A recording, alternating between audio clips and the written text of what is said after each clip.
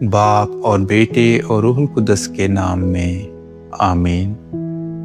اور کلیسیائیں روح القدس کی ہدایت سے بڑھتی گئیں۔ ہمارے لیے آج کی تلاوت رسولوں کے اعمال اس کا نواں باب اور اس کی 31ویں آیت سے لے کر 42ویں آیت تک۔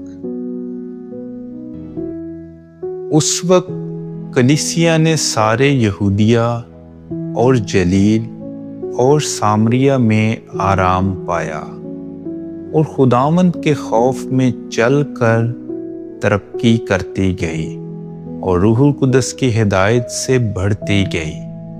اور یوں ہوا کہ پطرس ہر جگہ پھرتا ہوا ان مقدسوں کے پاس پہنچا جو لدھا میں رہتے تھے، اور وہاں انیاس نامی ایک شخص کو پایا جو مفلوج ہو کر 8 برس سے چارپائی پر پڑا تھا۔ پطرس نے اس سے کہا، اے انیاس، یسوع مسیح تجھے شفا دیتا ہے، اٹھ اور اپنا بستر بچھا۔ وہ اسی دم اٹھا اور لدھا اور شارون کے سب رہنے والوں نے اسے دیکھا اور خداوند کی طرف رجوع لائے۔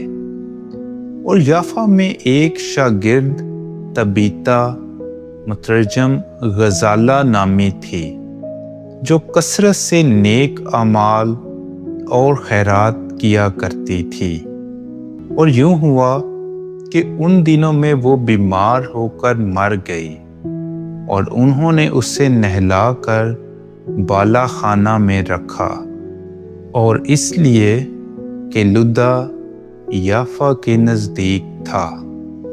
جب شاگردوں نے سنا کہ پطرس وہاں ہے تو اس کے پاس 2 آدمی بھیج کر درخواست کی کہ ہمارے پاس آنے میں دیر نہ کر۔ تب پطرس اٹھ کر ان کے ساتھ چلا، اور جب پہنچا تو اسے بالا خانہ میں لے گئے، اور سب بیوہ عورتیں روتی ہوئی اس کے آس پاس کھڑی ہو کر اسے وہ کرتے اور کپڑے دکھاتی تھیں جو غزالہ نے ان کے ساتھ رہتے ہوئے بنائے تھے۔ پطرس نے سب کو باہر کر کے اور گھٹنے ٹیک کر دعا کی اور لاش کی طرف متوجہ ہو کر کہا، طبیطہ اٹھ۔ تب اس نے اپنی آنکھیں کھول دیں اور پطرس کو دیکھ کر اٹھ بیٹھی، اور اس نے ہاتھ پکڑ کر اسے اٹھایا اور مقدسوں اور بیوہ عورتوں کو بلا کر اسے زندہ ان کے سپرد کر دیا۔ یہ سارے یافا میں مشہور ہو گیا، اور بہتیرے خداوند پر ایمان لائے۔